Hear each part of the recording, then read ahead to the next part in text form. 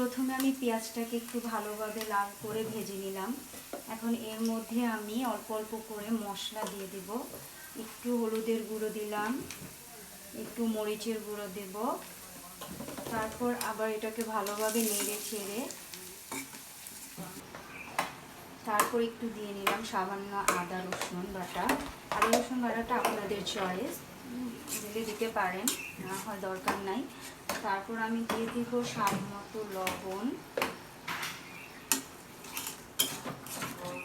তারপর এর মধ্যে দিয়ে দিব আমি কিছু টমেটো, একটা কাঁচামরিচ ঝাল অনুযায়ী।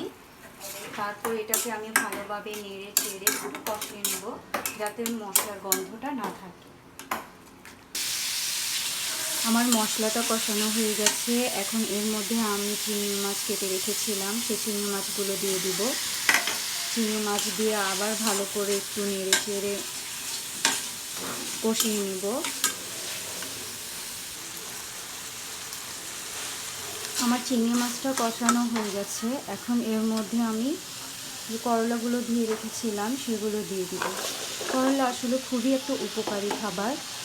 করলাটা অ্যালার্জির জন্য খুবই ভালো, শরীরের ব্যথার জন্যও খুবই ভালো।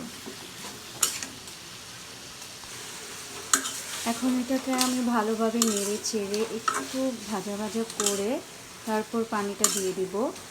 যতটুকু পানি দেব তার মধ্যেই হয়ে যাবে।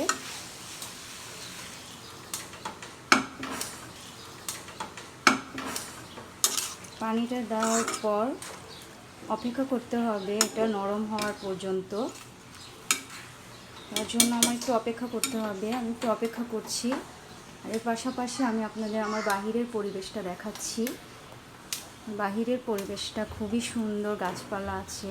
আসলে এখানে কনস্ট্রাকশনের কাজ হচ্ছে, তাই কিছু গাছ কেটে ফেলা হচ্ছে, কিন্তু খুবই সুন্দর পরিবেশ, গাছপালা আছে, আলো বাতাস হয়, খুবই ভালো লাগে। আমার তরকারিটা প্রায় হয়ে গেছে। আমি একটু ঝোল মাখা মাখা করে রাখবো। আপনারা চাইলে চচ্চড়িও খেতে পারেন, আবার ঝোল দিয়েও খেতে পারেন। ঝোল দিলেও ভালো লাগে, তাই আমি একটু ঝোল ঝোল রাখবো। আমার তরকারিটা হয়ে গেছে।